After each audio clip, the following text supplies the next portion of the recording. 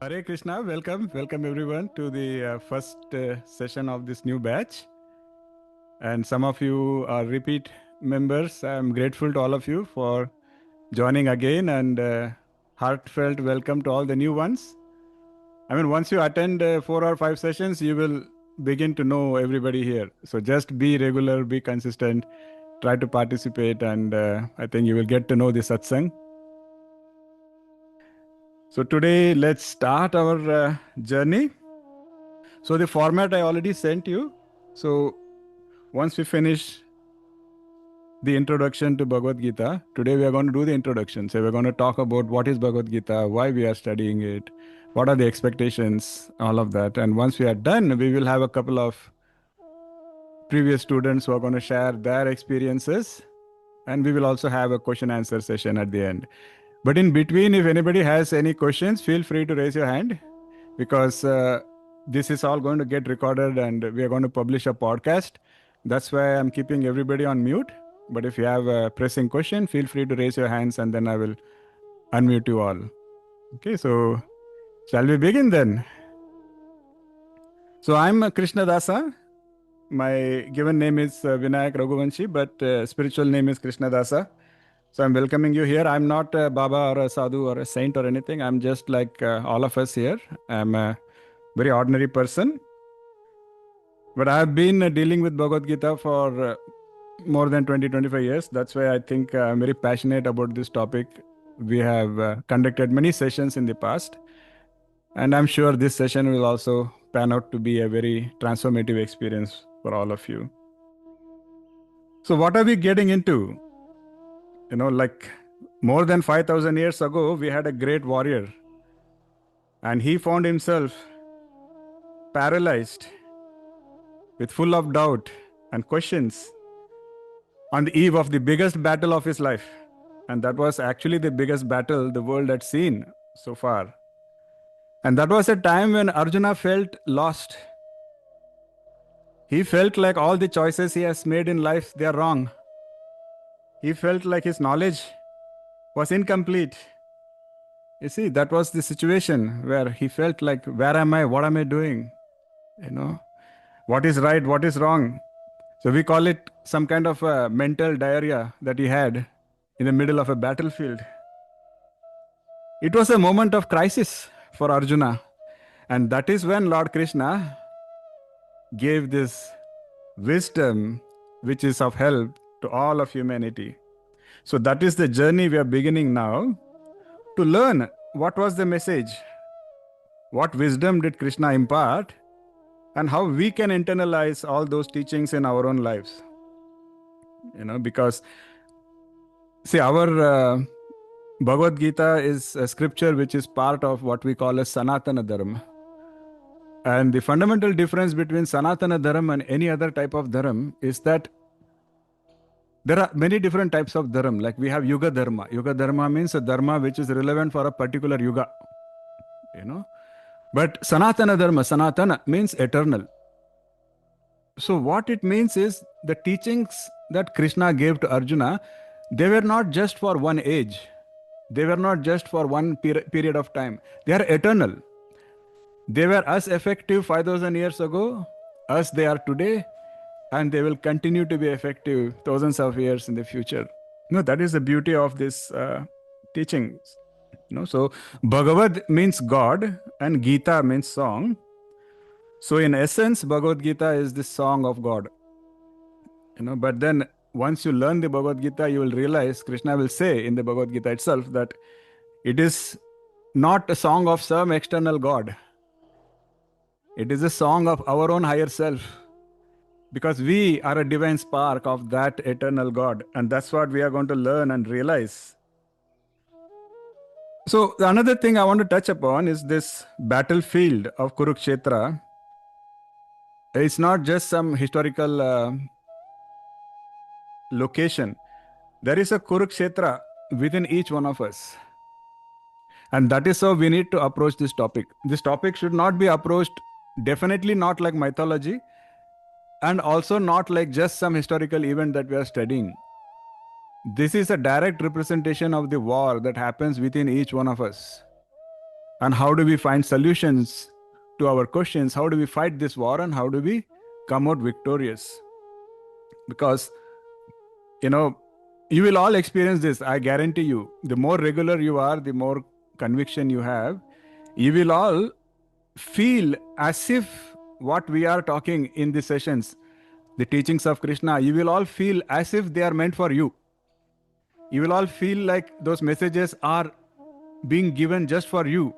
And you will be able to, associate those messages with some of the problems that you are facing in your life. It's guaranteed. That is the beauty of Krishna's teachings.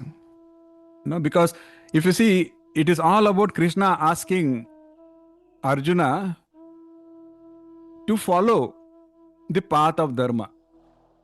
Okay, but how does he convey that message to Arjuna? It is through a dialogue where he encourages Arjuna to question. See, it's another very beautiful difference between most other scriptures and this particular beautiful scriptures. In most other scriptures, it is always like, this is the commandment. Thou shalt do this, thou shalt not do this. It's all like given and you are supposed to just follow. But that's not the style of Krishna. Krishna will say, ask me questions.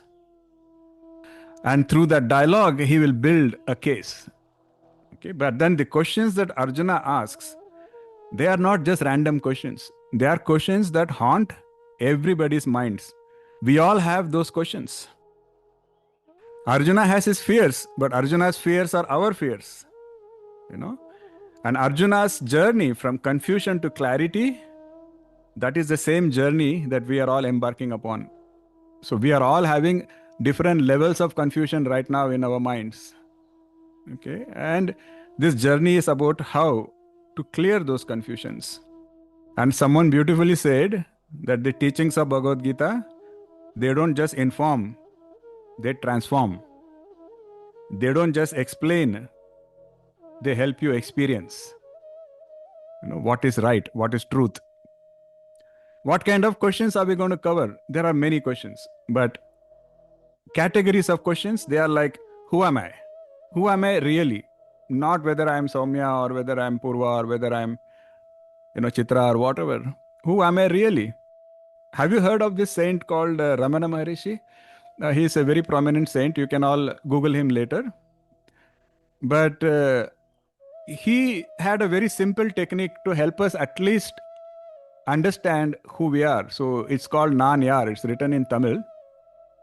So the exercise is very simple. He says, just imagine that you lost your hands. Okay. You imagine you lost your hands. Would you still be you? Of course. We will always say that person lost his hands. We will not say that, there is a lesser person in front of us, right? Just like that, he says, imagine you lost your legs. Are you still you? Like that, keep imagining every part of your body. Even your brain. See, when somebody's brain is dead, we call them brain dead. So that means even when the brain is not there, we think there is somebody there.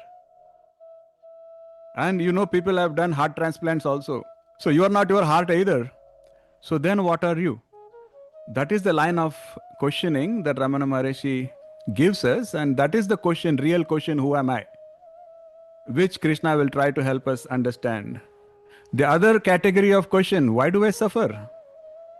It's a very, very popular question among people. They ask, if there is a God, why is there suffering? Or more specifically, why am I suffering? I'm such a great person. I'm such a good person. Why am I suffering? And the third kind of question is, what is the purpose of my existence? Why do we have? What is the point of this life? See? So these are the categories of questions that Krishna is going to very beautifully explain throughout the Bhagavad Gita. And we don't really need, most of you will agree with me that we don't really need more theories or more philosophies in our lives. That's not what we need. What do we need? What we need is practical wisdom. Wisdom that we can put to use. Wisdom that can solve our real problems in life.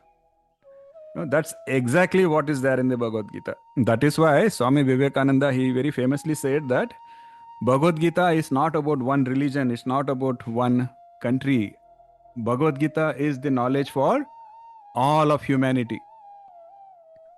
So today we are beginning this journey, and there is no distinction. There is no, it's not that you are a student and I'm a teacher. We are all students. We are all learning together. We have some older students who are here with us. They've just come to visit us and they're attending it from here. I don't think you can see them, but yeah. So there is some physical presence here. Maybe once in a while we can do that also. People who are local in Vancouver, we can all get together and do a in-person kirtan session. That will also be a great thing we can all do.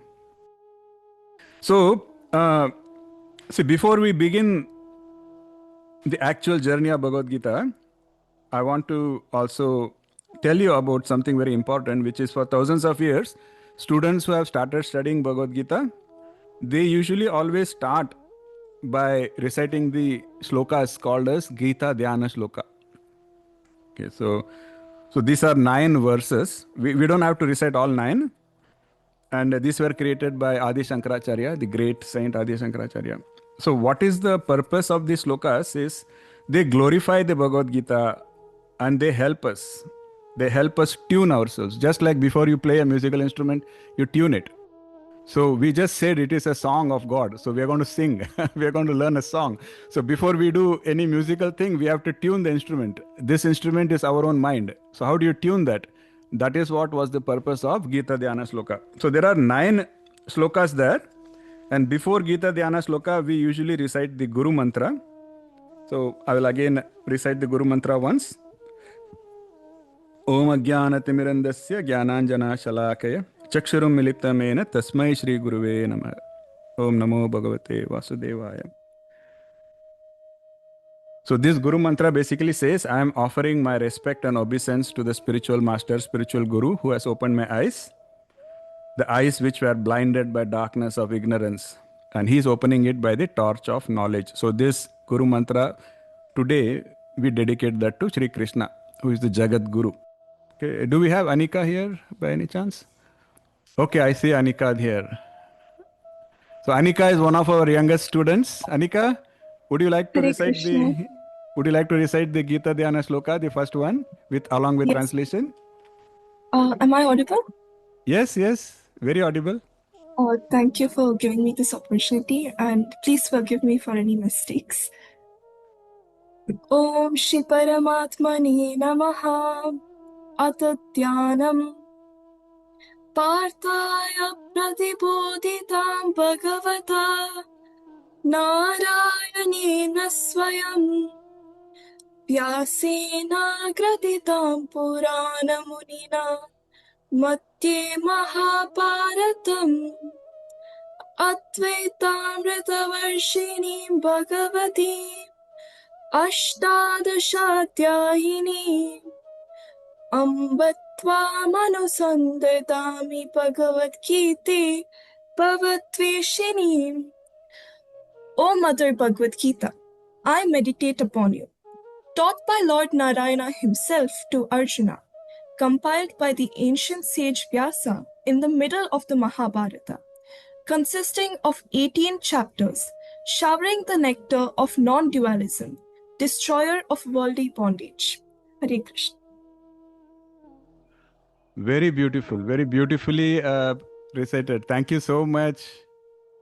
God bless you. May Krishna's grace be upon you. Yeah, forgive me for the brief pause. One of the members here is trying to find a seat. So we were not expecting company, so we are trying to find seating here. The class is filling up here. So Hare Krishna. So thank you once again, Anika ji. So that was the first sloka of Gita Dhyana Sloka. I will send you all the 9 slokas. Once we finish the session, I usually send the notes. So I will send you all the details, all the information. You can read it offline also. Okay, so Swami Sarvapriyananda, he is one of the great Advaita philosophers and saints. And he very beautifully says that the Gita is not offering escapism. The Gita is not about how to escape reality. But the Gita is about engagement. And the Gita is teaching us how to find the eternal amidst the ephemeral. So put it in simple words, how to find that which is permanent when we are surrounded by everything which is temporary. and how to find peace when you are surrounded by chaos, and how to find meaning when you are surrounded by meaninglessness.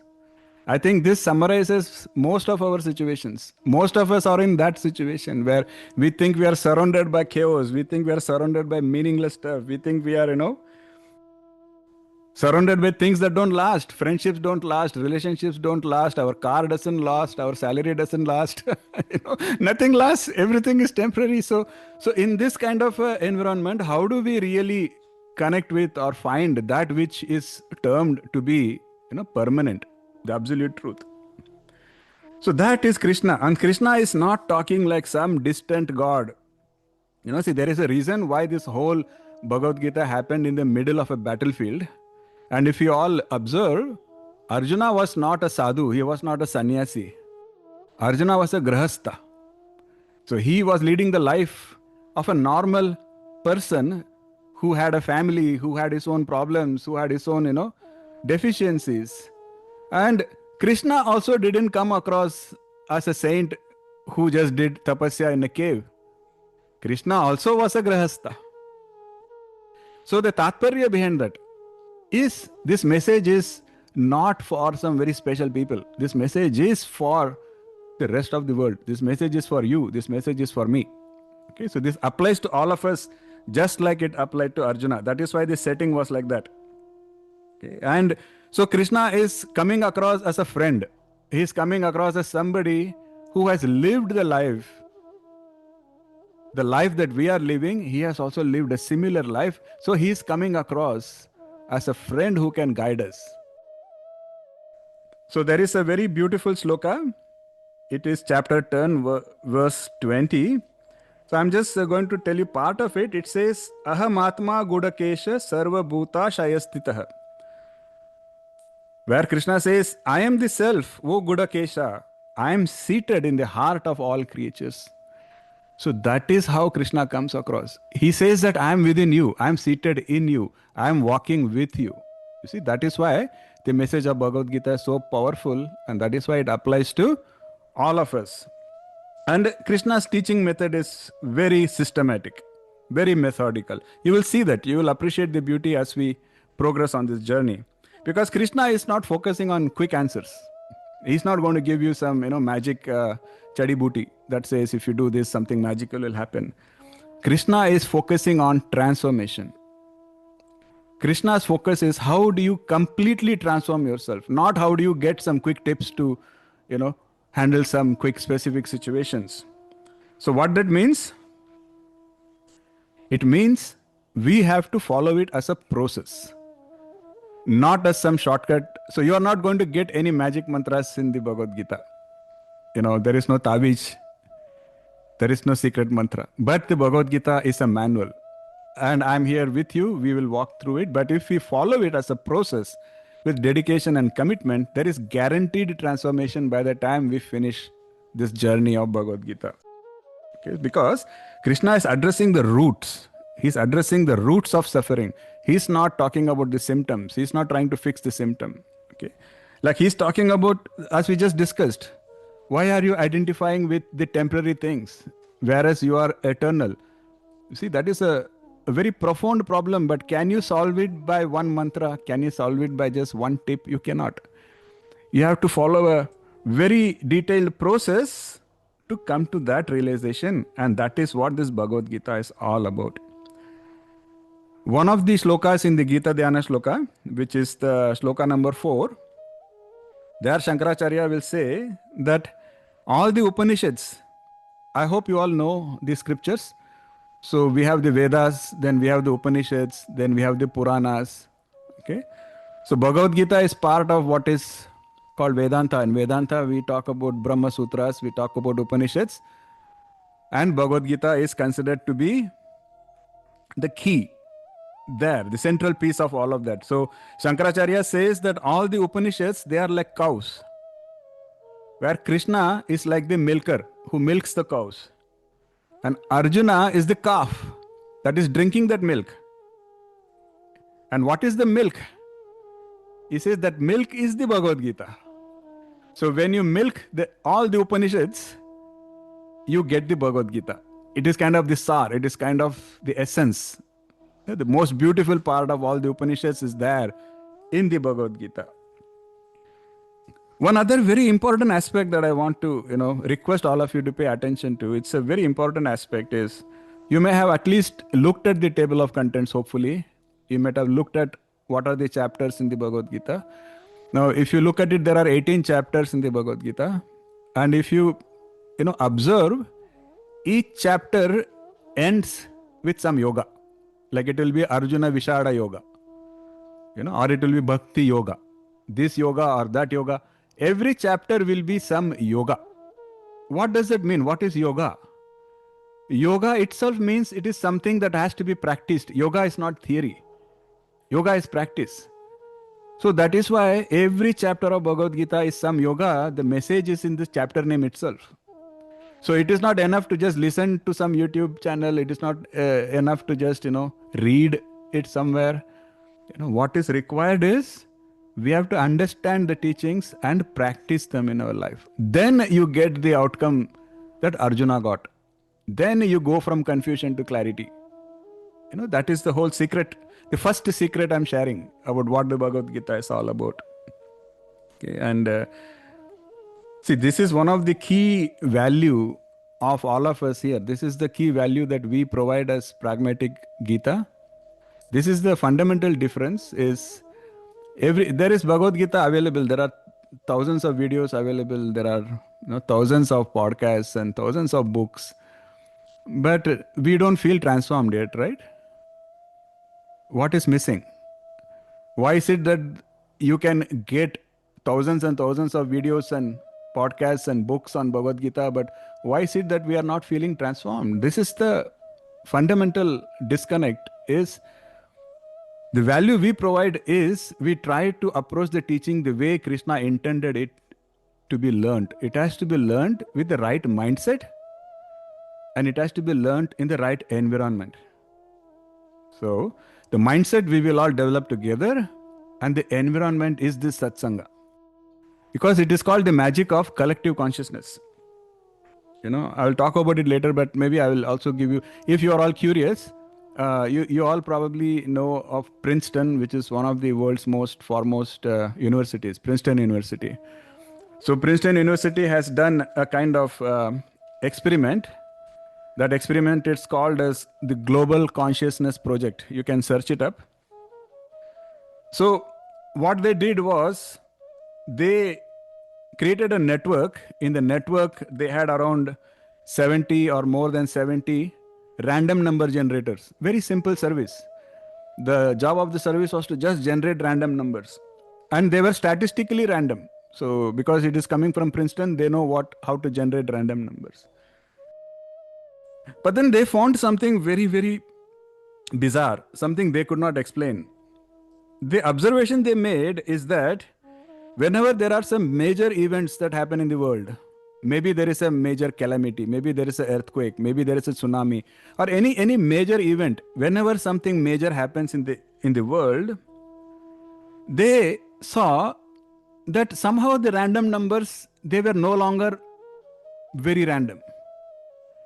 They saw that whenever something like this happens, there seems to be some connection to these random numbers themselves, as if these random number generators are synchronizing amongst themselves. They could not explain that. Then they studied this phenomena, and then they came to the conclusion that whenever there is some such major event happening, humanity is getting into a collective consciousness state, where a large portion of humanity is all thinking about the same thing at the same time. And that seems to have an impact on consciousness itself. And even things that seem very, material, like a random number generator, even that seems to be impacted by that. So, of course, this is just an interesting angle so that you can, appreciate what we are talking about here. Our saints and our sages this is what they have said, that you have to study in a satsanga, because this collective consciousness is what is actually making the magic. The magic is not just in what I am saying. The magic is not in the words. The magic is how we are listening to the words. You are looking at each other. right? You are all seeing, you can all see that everybody is focused, everybody is paying attention, everybody is thinking of those teachings. That is the collective consciousness. That is the magic. And that is the value add of this particular way of learning. And that's why I request everybody, the only thing I request is once a week, be consistent, be regular, be open, try to see each other, try to talk to each other, and you will see the magic happen. So even Lord Rama has said the same thing. You all know who Lord Ram was. And so there is a scripture called as Ramcharitmanas. Most of you know what is Ramcharitmanas. That is a very poetic way of explaining the Ramayana itself. And in that, there is a section called Navada Bhakti. Navada Bhakti is the 9 types of devotion that Lord Rama explains. There, the first one, Lord Ram says, Pratama Bhagati Santana Karasanga, Dusari Rati Mamakata Prasanga. So he says the first form of devotion is the association of saints. So the first form of devotion is satsanga. You have to, develop a satsanga. Now that you have already got a satsanga, this is all Krishna's will only. Each one of us, I think Krishna already wants you to progress. That's why he has put you in this group. So you already have the satsanga. All you have to do is maintain it now. Maintain it and participate with an open mind. And Krishna said the same thing, Lord Rama said the same thing. So you can all take it as a fact that is going to really help us with this kind of transformation. Okay, so there are a lot of benefits of satsanga. I can share it in the notes. Okay, and also keep in mind that we are all fighting ignorance. It's a fight. Arjuna was also fighting a battle, and we are all fighting a battle. So the things that affect us internally, they are not minor things. It's not minor battles. You all know, we have all had so many problems in life. It's a yuddh. It's warfare. It is spiritual warfare. Each one of us is fighting it. And that is what is also called as Maya. Maya is a very, like a fancy word that is used for everything. But we are all fighting Maya. Alone we cannot win this battle. If we have to really win the battle, which is the goal of life, we have to win it first. We need a teacher. And second, we need a satsanga. A satsanga is a true friendship. So if you're all regular, if you're all participating, you will feel the value of this satsanga. Some of you are going to become lifelong friends, And some of you are going to become trusted friends. And this is a true friendship because it is not based on any material need. It is based only on a common goal of advancing spiritually. So this is going to be a very wonderful relationship. And that will help you. Even if you try to go off the path, the satsanga member will bring you back. If someday you feel demotivated, somebody will motivate you. Like today, this young student, Anika, when I look at such a young person taking interest, that motivates me sometimes, So please, count your blessings and make the most of this satsanga. Some of the benefits, like I don't want to approach Bhagavad Gita like it is some kind of, trade. It's not like a business transaction, but still, I still want to give you some idea on what kind of benefits we can have when we study the Bhagavad Gita the right way. What kind of truths can we realize? I'm using the word realize purposefully. I'm not saying what kind of truths we can theorize. I'm saying what kind of truths we can actually realize once we study this Bhagavad Gita together. Some truths like first, equanimity. Equanimity basically means freedom from the pair of opposites. If you look around you, the world we are living in, it is full of opposites. It's dual. Where there is night, there is day. If there is heat, there is cold. If there is pain, there is pleasure. Okay, and Krishna will teach us how to overcome this field of opposites. That is what he will call samatvam. Samatvam yoga uchyate. So he says equanimity is that perfect yoga. The day you can handle heat and cold, pain, pleasure, all of that with a calm mind, then you are perfecting in yoga. So that is one of the major things we are going to. Some of my older students are already smiling because this word has come so many times in the Bhagavad Gita. We keep reminding each other, do you remember Krishna spoke about it? And everybody laughs and they say yes, samatvam. Second, how to get freedom from your own past. A lot of us carry a lot of baggage, hurts, memories, fears. We are afraid of the past, we are afraid of the future. So Krishna will teach us how to be like a lotus.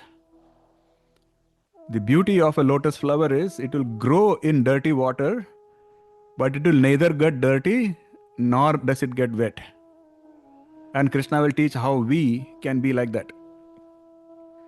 And the third very important thing, Krishna will teach us how to get over guilt and how to transform guilt into something beautiful. Because guilt is a very wasted, useless emotion. Just feeling guilt is giving us nothing. So there Krishna gives a promise. It will come in 18th chapter, of course. But the promise is Krishna will say that I will deliver you. I will liberate you. I will deliver you from all sins. Do not grieve, do not fear. But of course, he will deliver you provided you have followed his teachings. So that's a caveat there. And we are going to now, this is what we are going to read. We are going to study together on what are those teachings, how to follow them. But if we follow them, by the time we reach the 18th chapter, Krishna is going to take complete ownership of our past, our present, and our future. And Krishna has promised divine protection. This Bhagavad Gita, there is a very powerful word used by acharyas. They call the Bhagavad Gita as a jnana kavacham. Jnana kavacham means it's the armor of knowledge. Okay, this is the real kavach that you can have. And there is another scripture called as Gita Mahatmya. It is part of Vishnu Purana. There it says that help will come quickly wherever the Gita is being studied and wherever the Gita is being practiced. And it is a promise given by the Lord himself. So it is not just it doesn't just mean that you recite the slokas of the Gita. What it means is you internalize the teachings, you try to follow the teachings, and help will always appear. Because that is your jnana kavacham. No harm shall come to you. So on and so forth. And one of the other very, very important, profound aspects of Bhagavad Gita, the teachings is, it is what is called as pratyaksha vagamam, or we say that it is going to be a direct realization. We have to realize the truths. And that Krishna says is required, and he gives us exactly how, what steps to follow, so that you can have that realization. The example given, I will revisit this example later also. The example is like, let us say, all the 1,000 attributes of honey. Like honey is thick, honey is viscous, honey is brown, honey is gathered by bees, honey comes from the flowers. Okay, all of that. But is there any comparison to actually tasting the honey? You see the difference? What is more important? What is more profound? Is it knowing 100 things about honey, or is it actually tasting honey? And that tasting is what Krishna will say, pratyaksha vagamam. He says you have to realize this. And that is why he has taken 18 chapters. Otherwise, see, Krishna is such a great Jagat Guru. He could have just given 18 commandments and said, just do this, do this, do this, do this, right? That's not what he did. He took so much pain through 700 slokas, out of which 540 were recited by Krishna, so that we can get to that realization, so that we can taste that honey. So that is one of the most profound aspects of the Bhagavad Gita. So my request again, let us attend this together. Let us have the conviction and let us know that we are not just studying some history or ancient wisdom, but we are actually taking part in an active transformation. Every doubt that is shared by everybody here is going to help collectively strengthen this satsanga's understanding. Okay, and every insight will be something that we can practice. And together, we can create that collective consciousness that will accelerate everybody's progress. So you also progress, you are helping others also progress.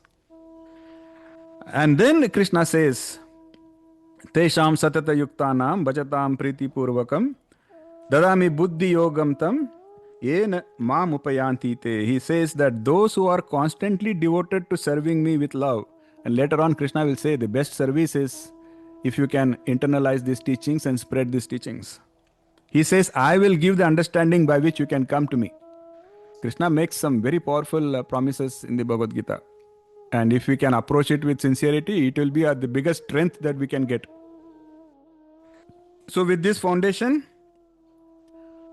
let all the Arjunas here get ready to ask our own questions, but with the right mindset, with humility, so that we can understand the reality around us, and let us be ready to surrender to that absolute truth.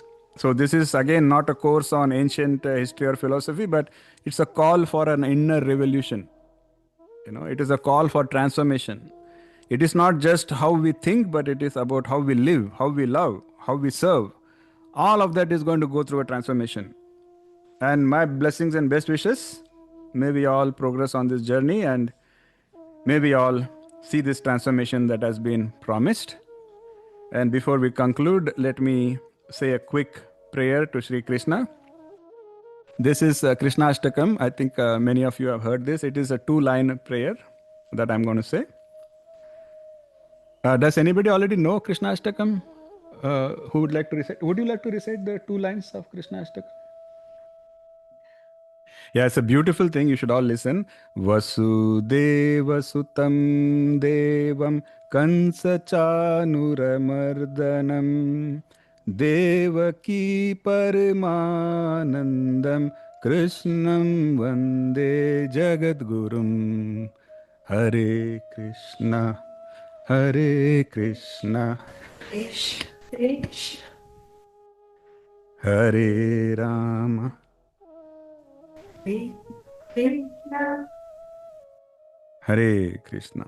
So it basically says, I worship Lord Krishna, the divine son of Vasudeva, who killed the demon Kamsa and Chanura, who is the source of ultimate joy for his mother Devaki, and who serves as the supreme spiritual teacher for the entire universe. So this is how in the Guru Parampara we start studying the Bhagavad Gita. So we are all ready now. So you can consider this as an initiation where Lord Krishna has initiated all of us now, and he has blessed all of us to start this journey. So from the next session, we are going to delve into the real Bhagavad Gita. The next session, we will start chapter 1. So chapter 1 will be also more like a summary. We will try to look at the essence, because chapter 1 is setting the stage. The real profound journey will start from chapter 2, where we are going to go through every shloka, and shloka by shloka we will try to explain, and we will try to go through the whole journey together. So with that, I will stop talking. Hare Krishna. I can before I open the floor for questions, I think we have 2 past students who want to share their experience. I think Deepaji is here. Yeah, Deepaji, you wanted to share something? Yes. Yes. Hare Krishna, everyone. So, yeah, I will. I've written my, I would call it a testimony in terms of what this is about. So, Hare Krishna, dear Satsang You can family. maybe give a quick introduction also, Deepaji, because there are a lot of new people here. Right. So I am Dipali Varghese. I'm based in Dubai, and I am in the banking professional for more than 30 years. But besides banking, I am a yoga practitioner also, and very enthusiastic, love for life. That's what I would describe myself as. Yeah. But besides that, there is another side, the spiritual journey, how it started. I would want to share it with all of you. So, first of all, I would want to welcome all of you to our third session of the Bhagavad Gita session. And I would like to share my own story, how it all started. So, when I reflect back, it must be almost 7 years back. So the Bhagavad Gita came to me unknowingly. When I say Bhagavad Gita, means the book, the Bhagavad Gita came to me unknowingly. And it was presented to me by my husband, and he just gave it to me because somebody had gifted it to him. The first time I read it, it was more like a novel and like just yet another book that you get. And that's how I read the first time the Bhagavad Gita. Now, my Kalpana is my cousin, and we connected. And it was during the COVID time where all of us were going through a lot of anxiety, worries, concerns, and we needed something to keep us balanced and all that. And that's when Guruji conducted the first session of the Bhagavad Gita. And believe me, it was a blessing because it helped us to keep our sanity, our faith in the greater good, given the negativity and also the anxiety around. So it really helped us in the first time. And the first time it was more about understanding how Guruji was explaining. Biji taught me the most valuable lessons of life, that is to detach and let go, and help me take some life-changing decisions at that point of time. Biji gave me the courage to face the challenges of life gracefully and accept that comes along the way. Every session gave me more and more inner strength and made me strong.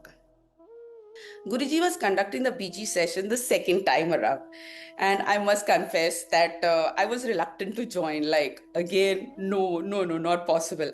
But a little nudge from Guruji made me join the session. But this time around, the experience improved as Guruji took a lot of efforts, guys. He really, really takes a lot of efforts. I'm not exaggerating. I'm genuinely saying that. And what do I mean by that? That, when he was teaching us, so he took a lot of efforts to explain to us each of these shlokas with examples. He explained it us so much so that we could understand with examples. He simplified it so that we can connect, grasp, and internalize the same. He helped us to get closer to Krishna and also connect with him individually. Now, here is where I would like to share my own personal experience. So, given my enthusiastic side of it, I decided to take the Everest Base Camp trek. Okay, and this is real. This was in the month of March of last year. And for some reason, some mess up happened, all because of me. I couldn't take the trek, and I was very upset about it. And I'm like, how could we? I was preparing for it. Everest Base Camp is not an easy trek, guys. You have to really, really prepare for it. And it didn't happen. I couldn't go, and I was very, very upset with it. But then I gathered myself through the BG sessions and got my motivation to undertake this Everest Base Camp trek.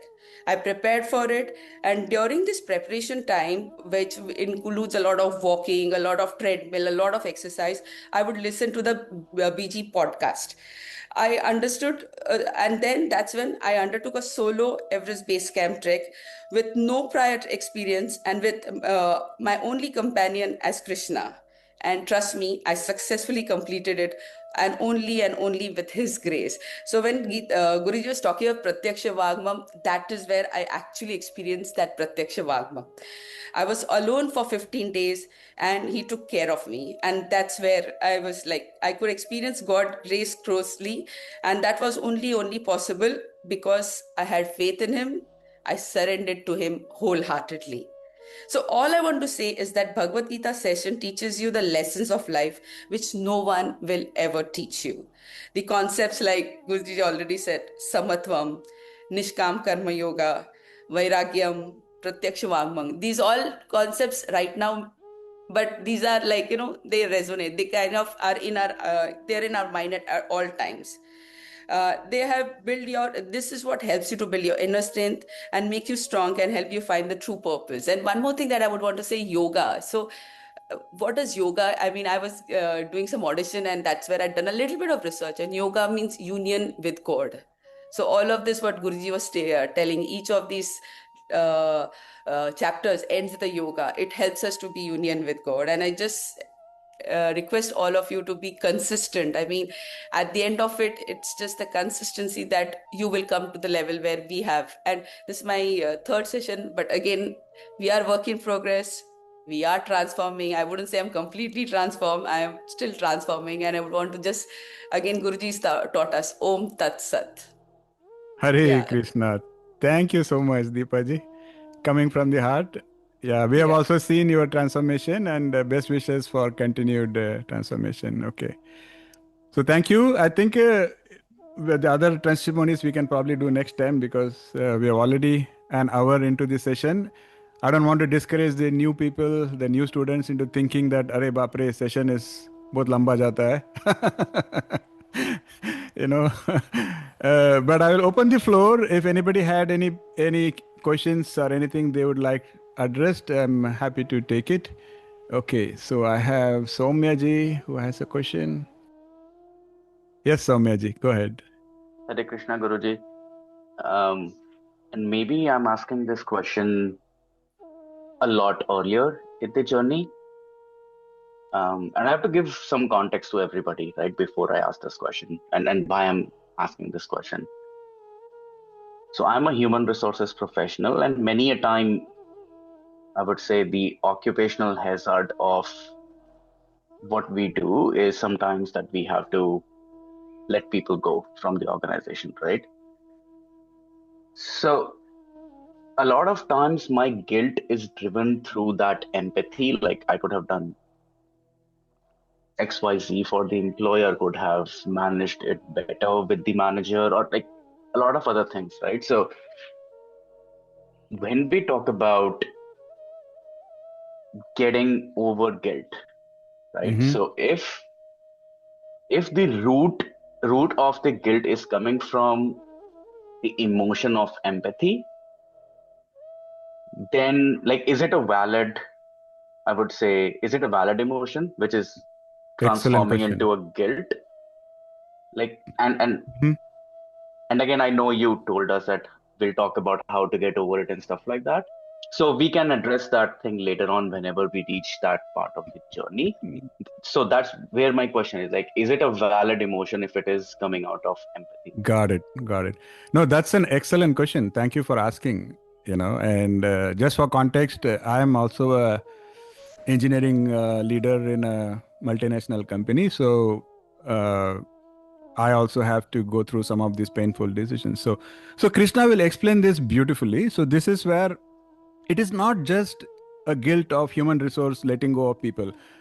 Every profession is prone to such guilt. For example, a soldier, when he's shooting an enemy, should he feel guilt because he's killing somebody? The same question Arjuna asked. He asked, "Why are you asking me to shoot an arrow at people that I love? No, should I feel guilt about it?" You see the problem. So it's a very universal question, and the message we will go into depth later, but I will explain it briefly now. So this is where the most profound statement in the Bhagavad Gita is. This is all. This is, you will hear it many times. Karmanye vadikaraste ma phaleshu kadachana, right? And then it goes on from there. But this sloka has the secret to answer your question. So what Krishna says there is, you have a right to rightful actions. So the first step is identifying what your duty is. If you are a soldier, it is your duty to protect your country, and while performing that duty, if you land up killing somebody, there is no need to feel guilt, because you are aligned with what is rightful action for you, swadharma. Just like that, as a human resource person, what is your duty?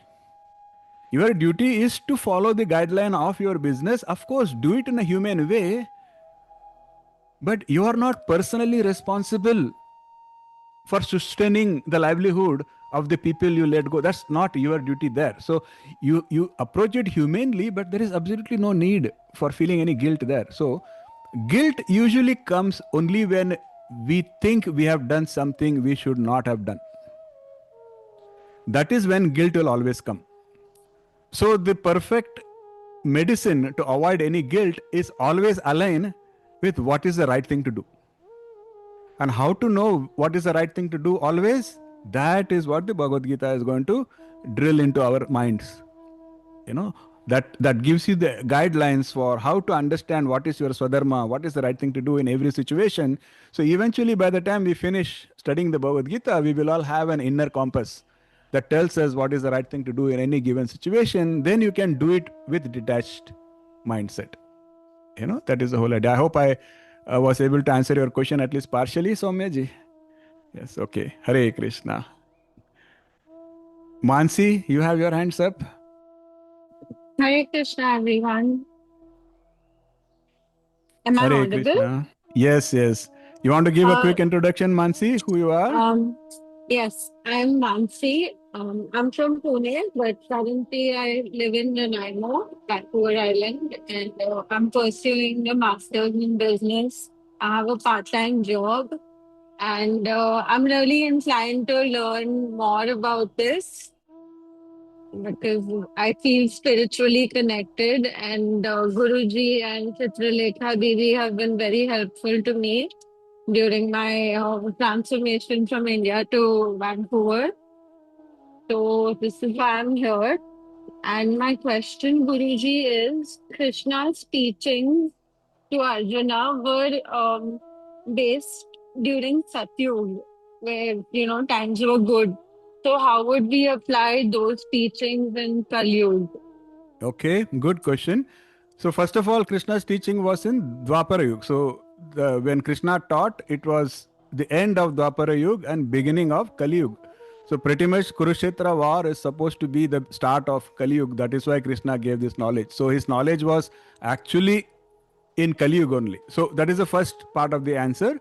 The second part of the answer is, that is what we discussed earlier on, is Krishna's teachings, they are part of what we now call as Sanatana Dharma. So what Krishna has taught is timeless. Okay. See, for example, Krishna says that you have to do what is right. If you do what is right, then you will not get into guilt. Now, where is the time element here? It is true in Satyug, it will be true in Kali Yuga, it will be true in Dwapara Yuga, it will be true in any future Yuga also, right? So the teachings of Krishna, they are all about mind management. They are all very objective teachings that apply to every age, that apply to every person. So definitely it's going to help you in this yuga, Mansi ji. Hare Krishna. To give you an example of what is not Sanatana Dharam, Yuga Dharam, an example is, there was a time in the previous Yuga when it was considered, I'm giving a random example, but it will help you understand. There it was understood that if you are a Brahmin and if you cross the 7 seas or 7 oceans, whatever, then you no longer are a Brahmin. So your Brahminhood goes away. But that applied to a different Yuga. Because first of all, in that Yuga, it was no child's play to cross 7 seas or 7 oceans. It would pretty much consume a major part of your life. And secondly, you cannot expect like a vegetarian food in a in a Caribbean island. So that dharma applied to a different yuga. In this yuga, that dharma doesn't apply. In this yuga, somebody who is born a Brahmin can cross as many oceans as they want, and the community doesn't tell them you are no longer a Brahmin. You see, as I said, it's a random example, but this is a great example of what is not Sanatana Dharma. Such teachings, they are relevant only to a particular age. Whereas Krishna's teachings, they are under a body of work which is Sanatana Dharma. So it is not for any particular time or any particular religion. So thank you for the question. Sorry, I have another question. You were talking about that university study about numbers. So, like current events happening and something to do with numbers getting related. So, could you give us an example of that? Yeah, I'll share the link. You can go read it up yourself. Definitely, I'll share the link. Okay, sure. Okay, Hare Krishna. If there are no more questions, I think we can conclude today's session. And welcome all of you once again. I'm really excited to be part of this journey. And like today, 2 people asked the question, so we got to know a little bit more about them. Just like that, in every session, when you ask questions, when you share your experiences, we will all get to know each other. So that's why I'm not doing just a round of introduction, because we have a lot of members here. The best way to know each other is by participation, active participation. And looking forward to seeing you in the next session. And if you have any feedback, any inputs, please feel free. You can either share it in the group or you can also reach out to me anytime. Now that we have started this journey, I am accessible to all of you. You can reach out to me one-on-one if you need any help, any guidance. I am here for you. Okay. Hare Krishna. Thank you so much, and see you all in the next session.